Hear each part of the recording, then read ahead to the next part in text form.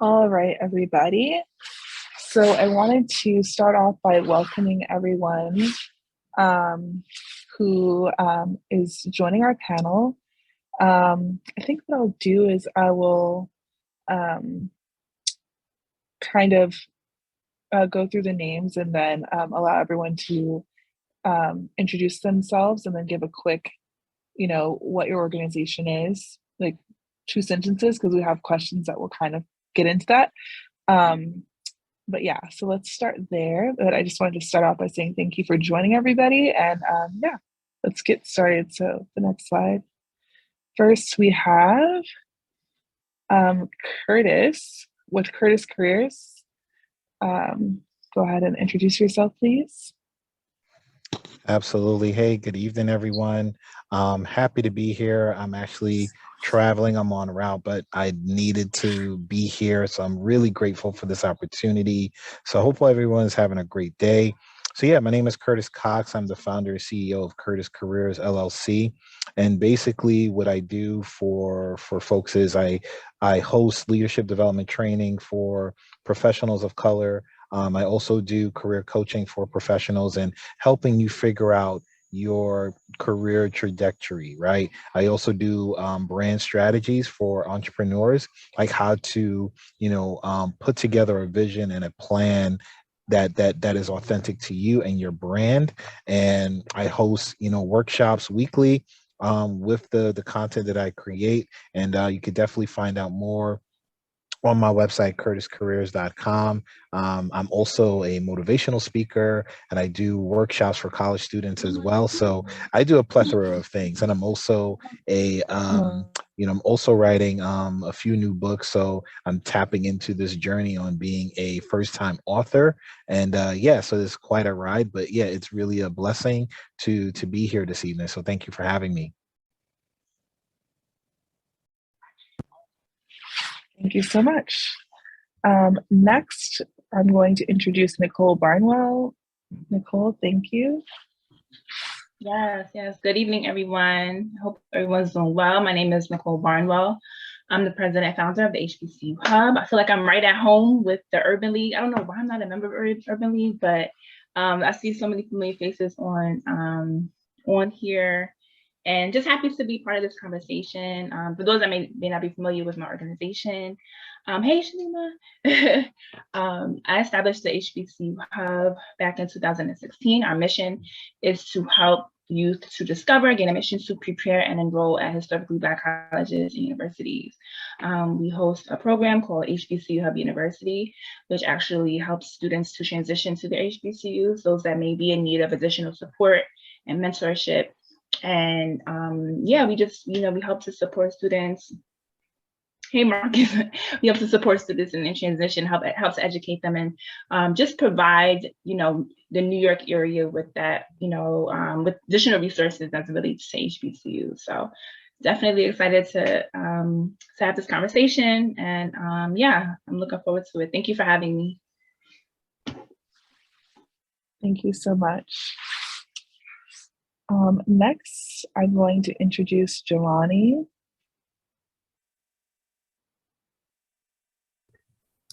Hey, everybody.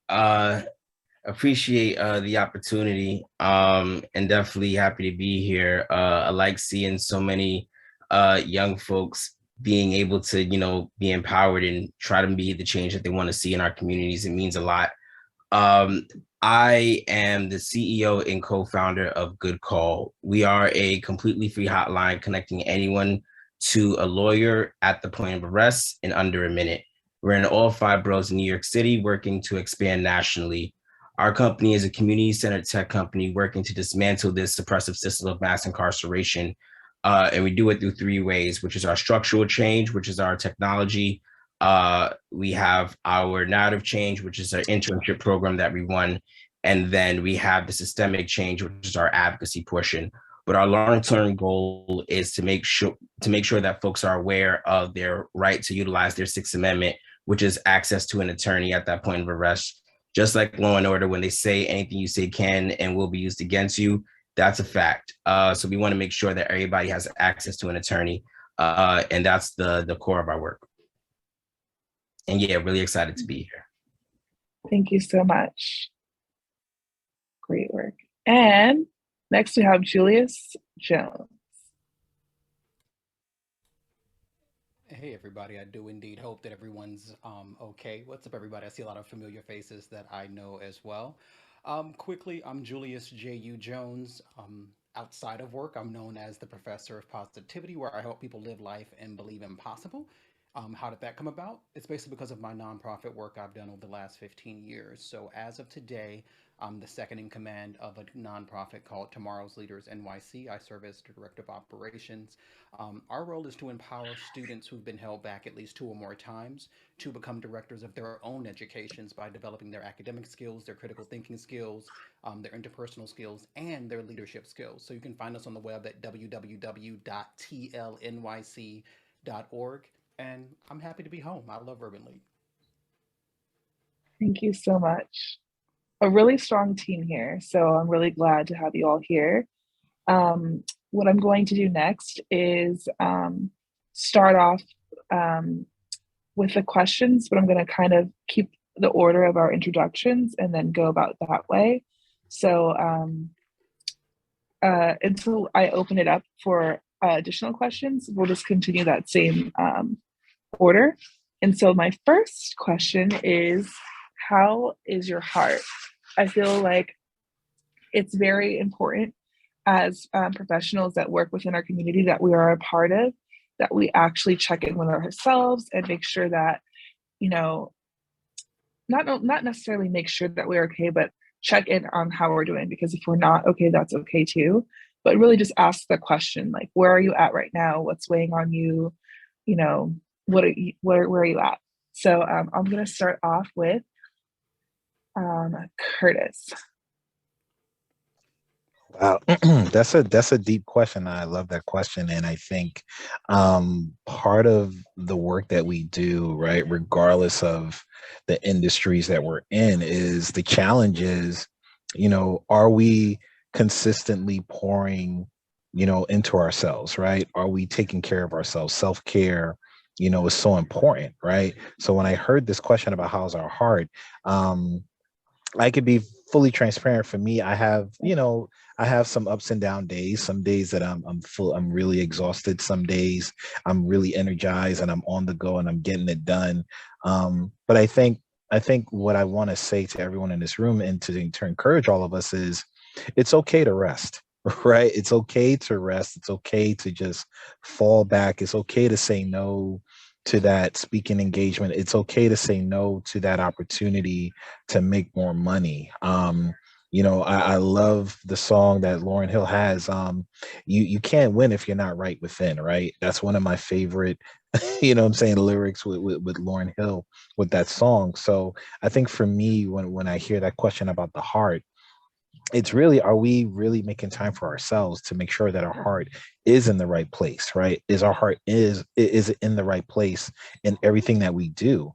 And I'll close with this last point, is making sure our heart is in a space where we can serve, right? One of the things that I'm learning about being an entrepreneur is, you know, you have to serve. You have to be a servant leader, right? And I'm a firm believer in, when your heart is not in the right place, there's a misalignment somewhere, right? It's whether we're not eating right, or we're not getting enough sleep, or we're taking too much on, and sometimes we just need to fall back and just really reset, right? So that would be my answer. Thank you. That's a wonderful answer. Next, Nicole, how is your heart? I feel blessed, honestly. You know, these past few years I think have been hard for everyone, but you know, I'm in a good space, definitely. I think the biggest thing that comes up for me when it comes to like how's your heart is just being in like staying grounded while being in like constant transition with all of the changes and, you know, with COVID restrictions with our program. We've had to like recalibrate some things that we're working on, recalibrating things from the remote learning to in person. You know, kind of been taught, I'm sure everybody in education can relate how, you know, things have just been, you know, we just had to deal with a lot of change. And so I think I feel blessed, but I definitely feel that, you know, we're in a place of transition. So that's what I'll say. Yeah, very true. Next, Jelani, how is your heart? Damn, that was a deep question. Like I was sitting up here asking myself, how is my heart? And I didn't want to sound cheesy, but the first thing that came to my head is my heart is full of love, man. My heart is a conduit of love right now. And I say that because being in the nonprofit space, I need folks to be able to believe in our mission, to want to donate so that our organization is able to, you know, move forward. And I have people's livelihoods that I have to make sure that they're able to feed their kids at the end of the day. And our organization relies on grants and donations. And I think one of the things that we've been able to do is always make payroll, keep our people paid. I just got our folks 401k plans. And all of this came off of love. People believing that there can be change in their communities. People believing that, you know, believing in us. And I've been able to give that love back. I just met with one of my interns who's on probation currently, and he has to go to court, but we're working through it. And I just helped him get a life plan together. He's expecting a child next month. And one thing I was able to give him is some of the love that I wish I had when I was a youth.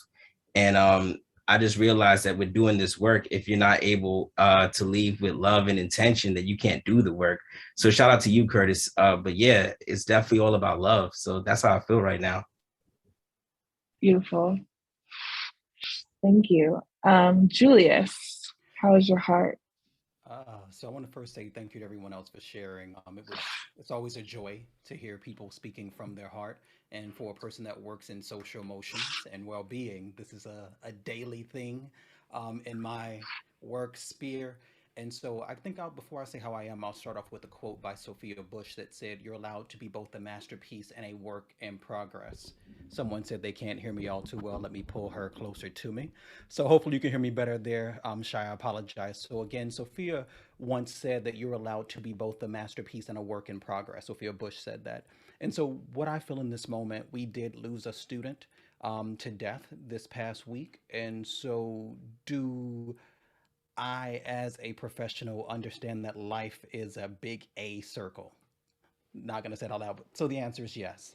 But then I also understand to give myself grace in this moment, to give myself compassion in this moment, and to give everyone else compassion. So I think this moment has taught all of us a bit more empathy than we thought we could ever have in life.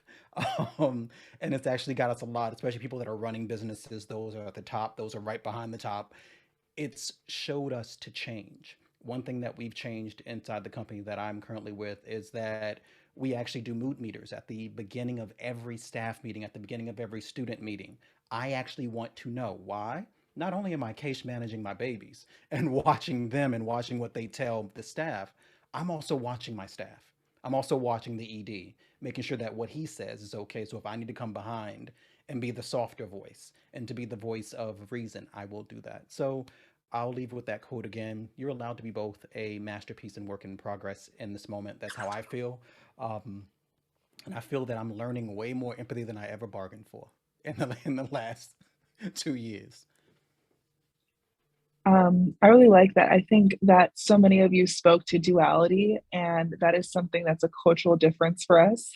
I feel that we're always, that double consciousness is it covers a lot of different areas. And I feel that, as you said, it's definitely important to recognize that, you can, house many emotions and states of beings at one time. And that's very true. Thank you for that.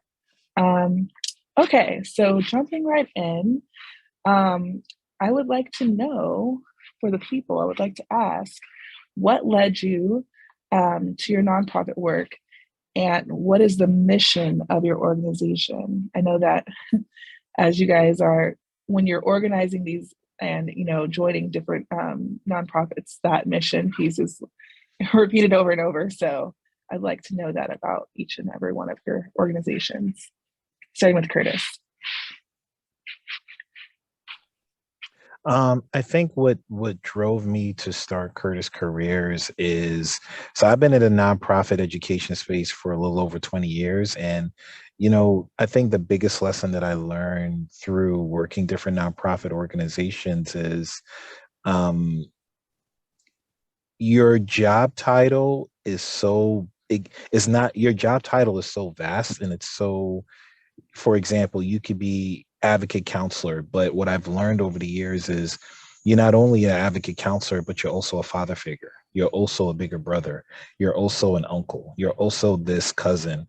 You know what I mean? Uncle Kurt. You know what I'm saying? Like, I can remember so many nicknames that I acquired over the years by working with young people, young adults, right? And I think that's what drove me to start the work that I do with Curtis Careers is that, you know, I looked at it as a job opportunity, but then as I continued to do the work, I realized you said the word just now, mission. I realized that the things that I do is mission driven, right? And I wanted to create something that was mission driven. The foundation, if you will, is mission driven. Like, what am I fulfilling in this work? Like, what am I doing to make an impact, right? And I always said this to myself, like right before I started it, is I don't want to be famous, but I want to be impactful, right? When it's all said and done, and Lord willing, I'm in the history books on some level, I want folks to remember me by the work that I do and the philanthropy, the giving back, the servant leadership. But I want folks to use that word like, yo, he was mission driven. You know what I mean? Like, Curtis was mission driven. And I think for all of us is, what is the legacy that we want to see? What do we want to leave behind, not only with our own families, but just with our communities, right? Because everything that we do has purpose and value.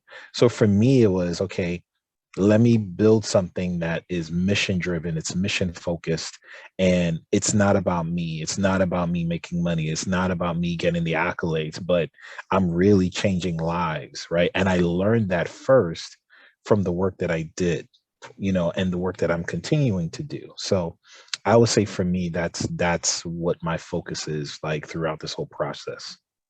Amazing. Mission driven. Thank you for that. Nicole, what led you to your nonprofit work and what is your mission?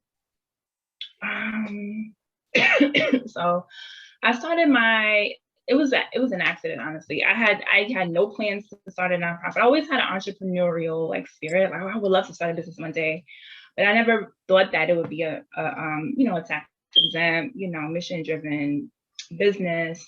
So I graduated from Hampton University. I'm proud HBC grad. Shout out to all the HBC grads that might be on the line. I graduated from Hampton in 2008, and like many HBC grads, we immediately, get active with our local organizations and things. And so I became active with my alumni association here in New York, and they had me on student recruitment duty, right? So we were at the Urban League Fair, we were at, different school fairs across the city, recruiting on behalf of Hampton.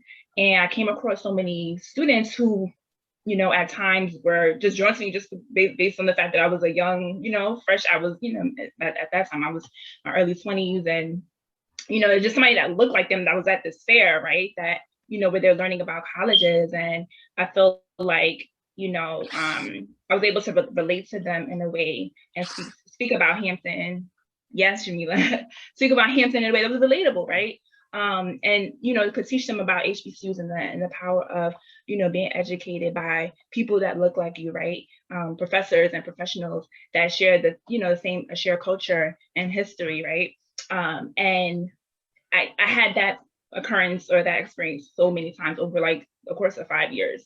Students who were coming to the fair, they wanted to learn about HBCU. Some of them didn't even know what the acronym meant. Some of them, wanted to go to HBCU, but they heard that, they're party schools. They don't, they're not accredited, all of the myths that we know to be true, or we know that's, to be perpetuated, right?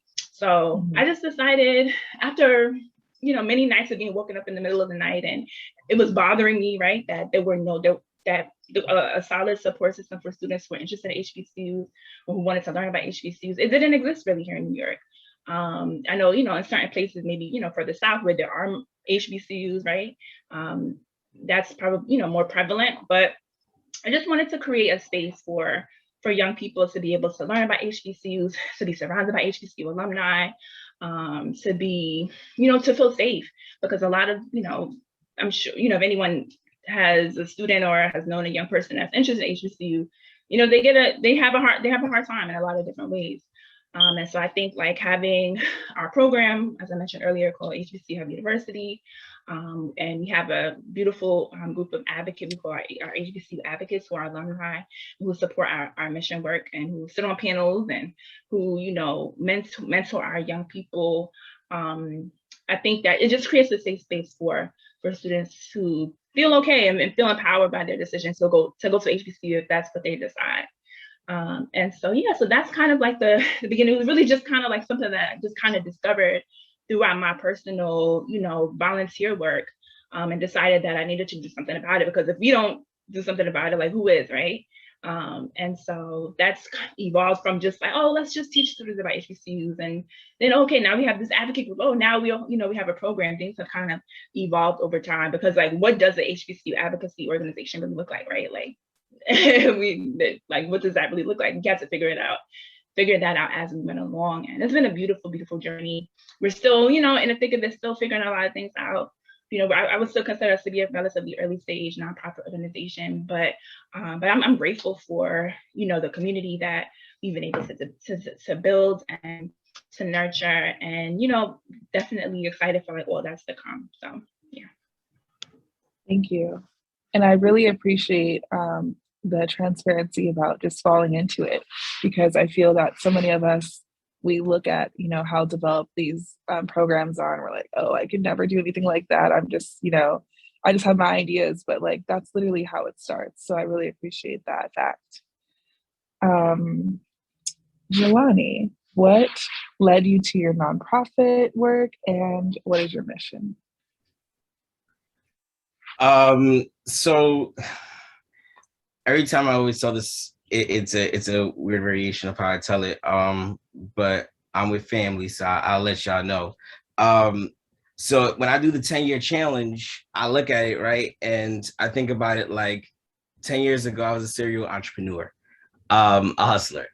And what that meant for me was that all the opportunities of making money, I did that. And one of the things that I also did was I got a college degree. I was in college. Coming from high school, I won Future Business Leaders of America award for having a business that I started in high school. But I also got arrested that same year for a minor infraction. And as we talk about duality, that's kind of what my life was a young boy that grew up in Queens, but was afforded different opportunities. And I knew I was smart, but also the idle mind is a devil's workshop, and that's very true. And I got myself in some situations, but I still managed to graduate college. And the thing I realized through, I don't know if you guys know about post-traumatic growth, but I went through a year where my father died, and I had to do a lot of soul searching, figuring stuff out, thinking about life. And one thing I always realized is that I had a knack for, taking nothing and turning it into something, and always building communities. And I learned about community organizing, and I started work on a campaign. I got to work on a couple of campaigns with the AFL-CIO. And that's something that really got me inspired to be a community organizer. And I was doing community organizing for a bit. And I wanted to figure out how I still could, utilize my knack for business. And I also had to come back up to New York City to take care of family issues, and got a job with Airbnb. And this was something that was crazy to me because, first off, I'm not gonna lie to you, I found my Airbnb job through a Craigslist ad. I'm not gonna lie. And it turned out for me running the Airbnb campaign for Queens, and that was before Airbnb was really a thing here in New York City.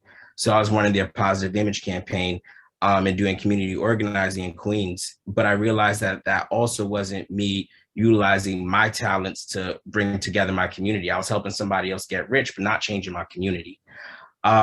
So after a year, I left that job, and it's when the murder of Eric Garner happened, that I actually ended up into an incubator program at the same time. And that incubator was to see how technology and life experiences could interact to create a product. So myself coming from a community organizing space, coming from Queens, being somebody that has been arrested before, and has family that's been incarcerated, I was bringing something different to the space, but I was united with my three co-founders that I worked with at the time who were not Black. Um, and they were from the tech space, and we came together on the common idea of wanting to make change in communities. It hit a little bit closer for home for me. After doing interviews with people and hearing about their experiences, the one thing that resonated was that people did not know what to do at that point of arrest. And it's because they were coerced into signing statements under duress that they ended up losing their freedom. And what does it mean to take that legal jargon of, telling people, you can be coerced into signing a statement to just saying, don't say anything when you get arrested? And how do you make that one call that people have in the precinct much more than just a call to a loved one, but actually legal representation and transparency? And that's how the hotline was born. And it's interesting because when I think about how I got into this work, it's literally I stumbled into it. Thinking about my experiences of wanting to better my community, having ADHD, and not being able to pay attention to things that don't excite me, led me into really just being a soul searcher of my passions, really following what I would want to do, get out of bed for if I wasn't getting paid. And that's how the nonprofit started. Was I was doing this work day in and day out. And it wasn't about how I could make money, but it was about how can I make a lasting legacy. No matter what, I'm a Black man. If I didn't create this technology, I could still get stopped by police and have to deal with it. And that's what led to me doing this work. And it's interesting because when I think about our mission is to empower communities of color to create systemic change by utilizing technology and community organizing to access legal support. And when I think about our work, I spend some of my times in the NYCHAs. I could also spend my time in offices with VCs. And I'm still utilizing my community organizing skills, but I'm bridging the gap in between our communities. And I think I'm utilizing my talents and my experiences from the past to lead me to the work I do today. Wow. Yes. So I'm going to chat. So thank you for sharing your story. I feel that likewise, it's very important that we bridge that gap, and even having that commonality with the community is just so important because, when we can see ourselves, that's when we can relate and actually feel comfortable reaching out for help. Thank you. Julius, what led you and what is your mission? Got you. So I think Jelani and I are kind of similar in story. So I'll give a quick story, then I'll move on to what happened. And so as a kid, I felt unheard, unseen, not enough, and unvalued, right? A lot of my family is in jail. A lot of my family did do some strange things for change, no matter what that means and how people feel about it. It's what they did to live. I was the only one to go to college, the only one to get a master's, the only one to have certifications, blah, blah, blah, right? And so out of college, someone to Nicole, me dropping into nonprofits was a fluke. I'm a radio guy. I'm an announcer. This is what I do. I still do it on the side. This whole thing is a whole set. Anybody like Nicole, she's seen me. She's been on stuff I've done. I'm a show pony. I know how to make it look good. And so let's talk about what that means. In the nonprofit world, every CEO, ED, we can go down the list, needs a person who is right in their ears, their thought leader, that marketing person that has the background, the budgeting person, the da da da da da. When they said that we wear so many different hats, from the college board where I ran to assessments, to assessing and teaching English as a second language to adults, to running a community center in Queens. Everything has been the same, helping people feel seen, heard, loved, and enough. And so all of my work, even if you're on the motivational side of my life outside of education, still goes to how can you see those things? How can you feel that? And how can you not go through what I went through with suicide attempts and ideations early in age, right? And then in the work with Tomorrow's Leaders, one great thing that I do love is that when they brought me in full time versus just consulting, one of the keys was Give us all that knowledge. How do you talk to people? What are you doing to these students that you were working with at the College Board? When you were teaching adults English, what were you doing? When you were doing this at a community center from K through adult, how did you do it? Because that knowledge of K through adult literally helped me work in youth development right now. And so, what I tell anybody that's thinking about their mission in life, everything you're doing in this moment is divinely appointed. Trust me, believe me, it will come back. As an educator, and I call myself that now, it was a fluke 15 years ago as of January 8th when I got hired by the College Board of 2007. Whole fluke. I thought I was going to be on somebody's radio station by myself hosting a big morning show. But what that turned into was schools then started hiring me as the motivational speaker. They started hiring me as the trainer. They started hiring me as the person to do mediation between teachers and youth because I had that countenance of being able to hear a problem and not judge it because I come from it. Or I came from worse and I'm like, oh, that's nothing. You did what? Oh, that's cute. And so for me, the mission is making sure everybody feels seen, heard, and enough, but also as they work through their issues, working through my biases as well. One big thing I tell my staff all the time is I'm watching faces. Black and brown people, we show face all the time. No matter what we do, you know how we are. We are very expressive with these things.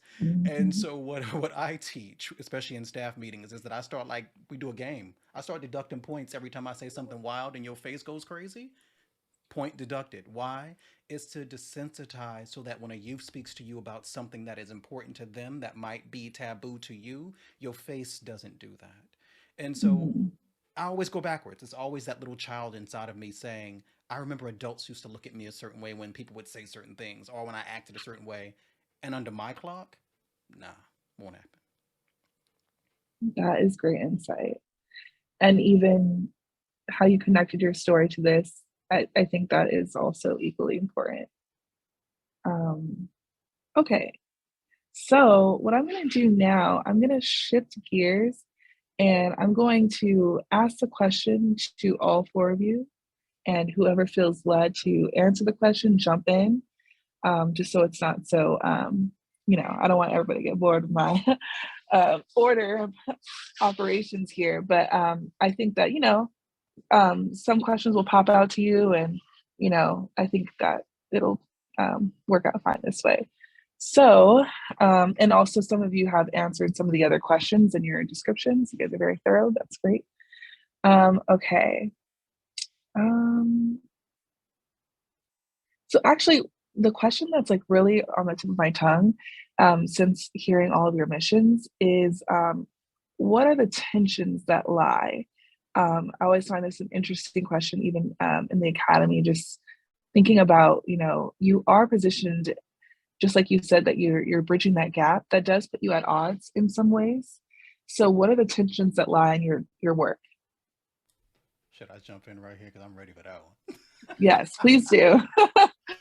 um, I can happily say that I'm a fire starter. So I'm going to say that before we even start.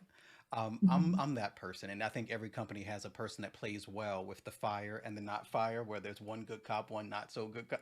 You know how this works. Yeah. And so the tensions with me is when I see better, I see better, and my mouth is very Bronx. And any especially people like Shalima, everybody know has worked with me. I can go left real quick when I feel that someone is not being served, someone is not being loved.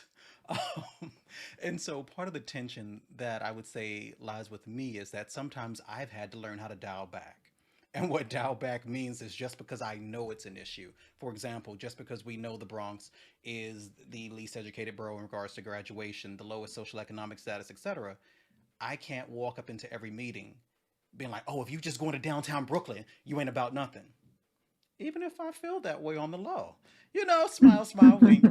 And so my tensions, especially in human services, has always lies the same. I see the issue, I'm overstanding the issue, but then there's others like, well, our money might be better served. And I'm like, and so I'm learning personally, even as I preach about faces, when it comes to that part of the career, Mhm. needs versus what a company wants to do, because that's two different things in many cases.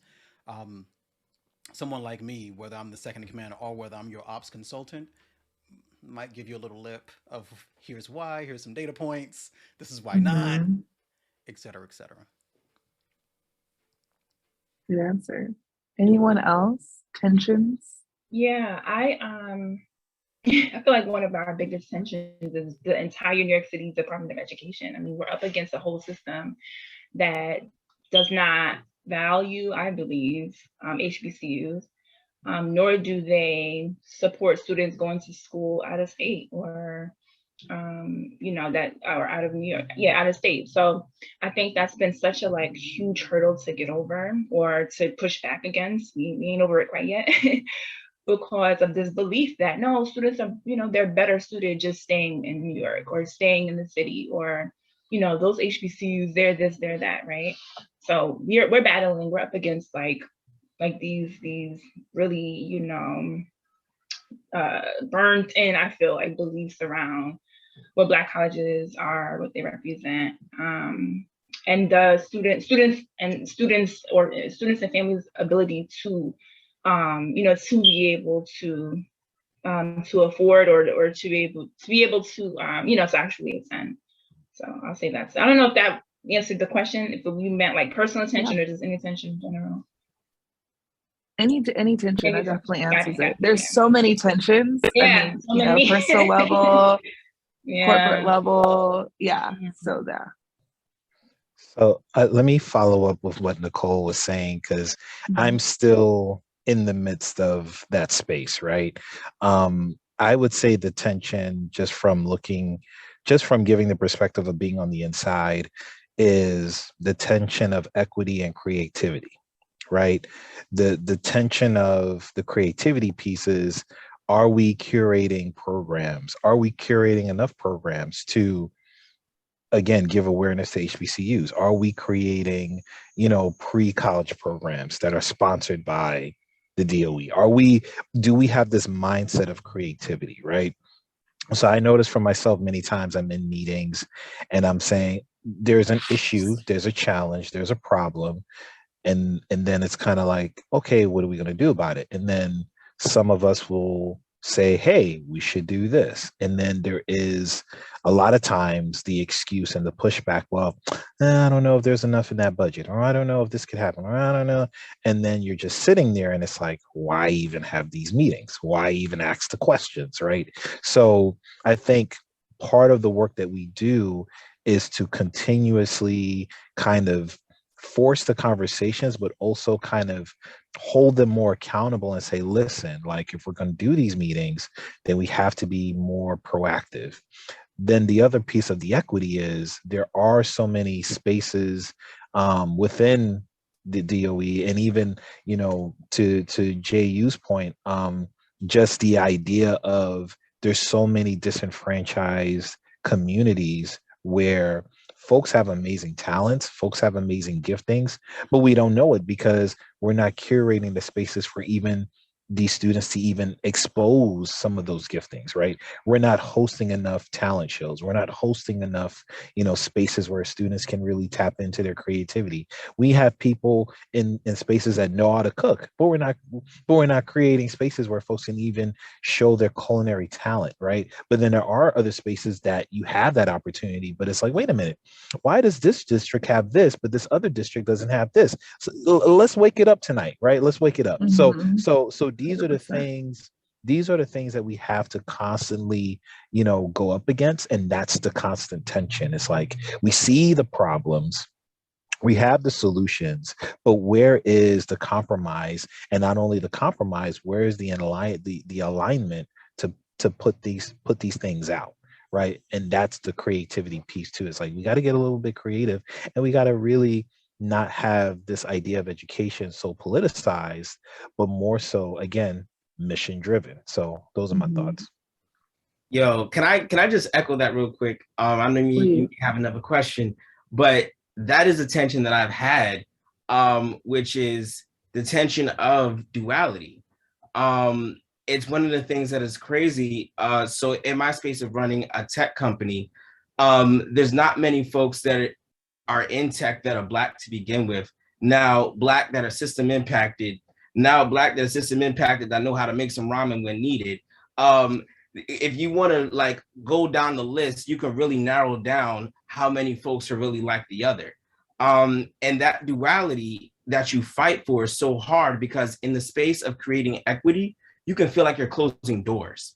And I'll shine light on that because I will tell you right now, I've closed more deals than I have in Jordans than I've done in business suits. But it's taken folks also looking at me like he's unprofessional.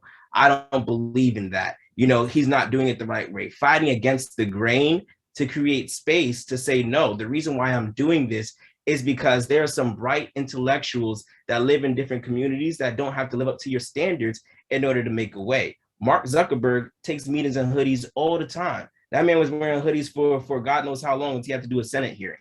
Like, we don't create space for our people, but the other folks can.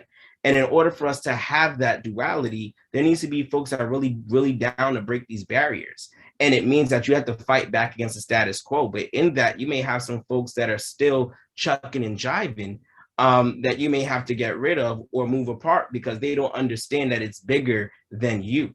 It's bigger than you. There are bright minds that don't have to reach these standards that white supremacy created. And in doing that, we're building our own table, but you may feel like you're closing doors on yourself because you may not be taken seriously. I have accolades out the ass, but I will show up in some Jordans because I feel comfortable if we're going to be here from 9 to 10 ideate. And it's real, but how do you do that? And that's a real tension for me. I'm sorry, I was speaking from the heart because I felt what you said, Curtis, but that's definitely real.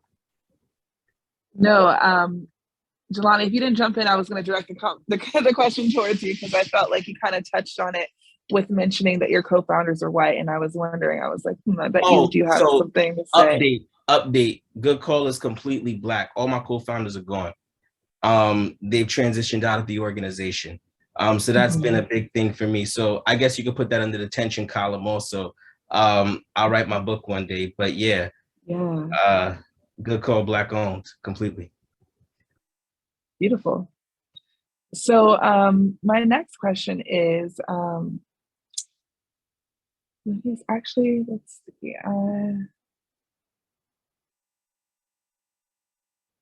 Okay, I'm gonna point it towards how did you guys cultivate your audience? So for support. So not just the audience that you serve, the community you serve, but how did you get your supporters? Like, what was that process like? I'll start with supporters. I'll use my most recent company. I'll use Tomorrow's Leaders. Transparency. A lot of the supporters are from Urban League. So the way that I got the job a long time ago was I met Alawatoye Nayafandum, Nigerian American man, at a Urban League event. I was still at College Board at that time. I was still consulting at that time. We happened to have a conversation. And so some of the people that support, people like Nicole, people like Shalima, we can go down the list, are people that we met here at Urban League that actually know the population. Why? Because they did some service with the population over the years with Urban League. Another big place could even just be social media. I can be honest and say about 50 of the newer volunteers that we have been social media that have no connection between him and I. The connection is literally marketing. The connection is literally sharing the stories, giving the stories to them real and raw about the students. Like, this person failed 3 years. It's not a sexy story, nor it wasn't the student's fault. This is what happened. This was the breakdown in the student system. This is when it happened. This is how we helped. This is how their school helped. Having those type of conversations. And then third, um, a lot of corporate companies are actually looking for ways to let their people volunteer, right? Some of the people that we have now, again, no connection other than a conversation that happened in a room over lunch. Even during the pandemic, Zoom lunches were real. Sending somebody $25 to get Chipotle and y'all eat on camera together. It sounds dumb, but I did it many times with new potentials. And look, their companies are now literally following, they're donating, etc. So I would say, audience, start with people you know, but don't stay there. One. Two, move to the population. If you're doing things in a community, hit every piece of that community, whatever that might be. Three, look for organizations, whether they're nonprofit organizations that have service legs, or if they're for-profit organizations that need it to make themselves feel better and get a good tax write-off, which makes you as a nonprofit feel better too, at the end of your budgetary year.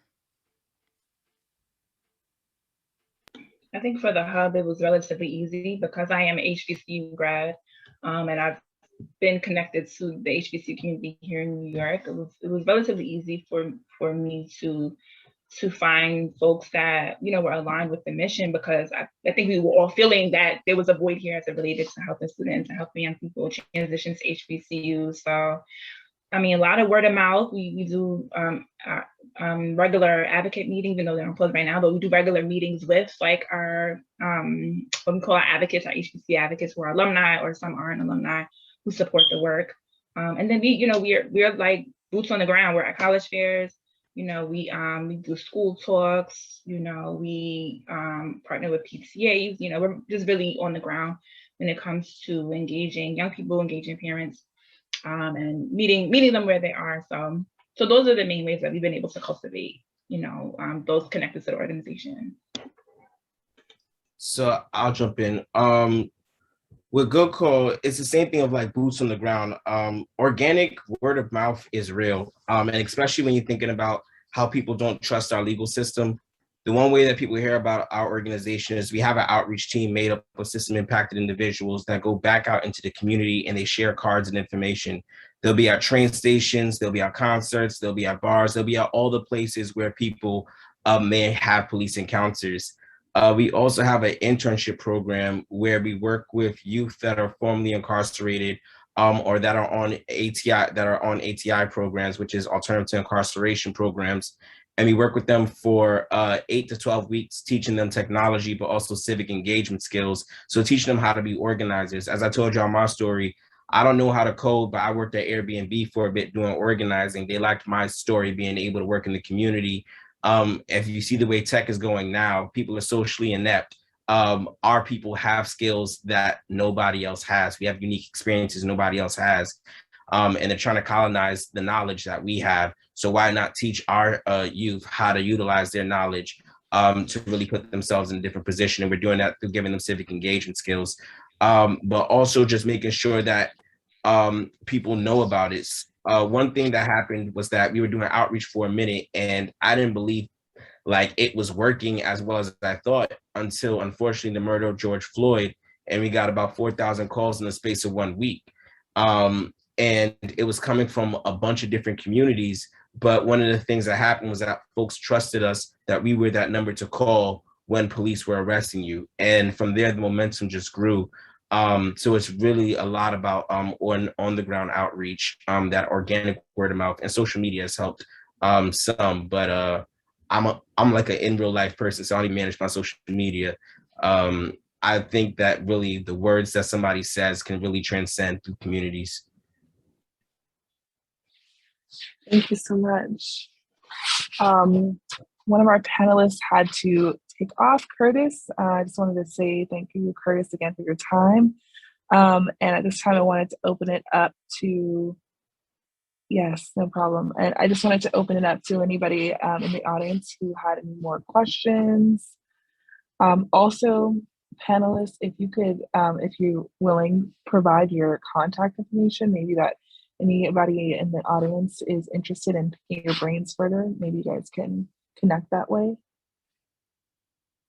Thank you so much. I'm going to drop my information, but I'm also going to share that our organization is hiring and looking for volunteers on some different roles. So I will share that, and hopefully you can share that with the listserv and the job board that you folks have.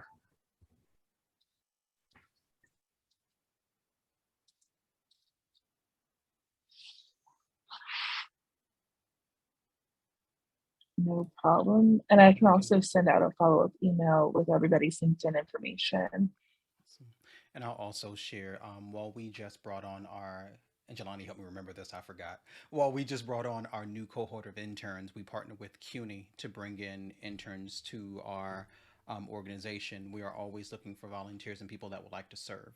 And so if there are, so YP has joined with Tomorrow's Leaders for years, especially with the Christmas events, the toy giveaways, etc. So it's been 4 or 5 years now with YP and Tomorrow's Leaders. So if there's anyone that wants to donate, you can always email me. My email is jjones@tlnyc.org. Thank you. Any additional questions from the audience?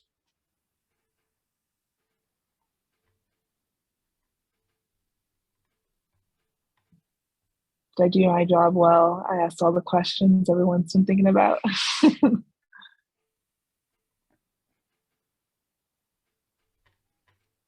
Like people are always just shy to ask the first question. So let me just ask one question. Hi guys. Thank you for serving and being here today as a panelist. And you guys are amazing and dropped so many gems. So the chat was popping and asking a lot of different things. I just wanted to know what's one community connection that you feel like is important to make sure that you keep as you continue to be a leader within your own organizations?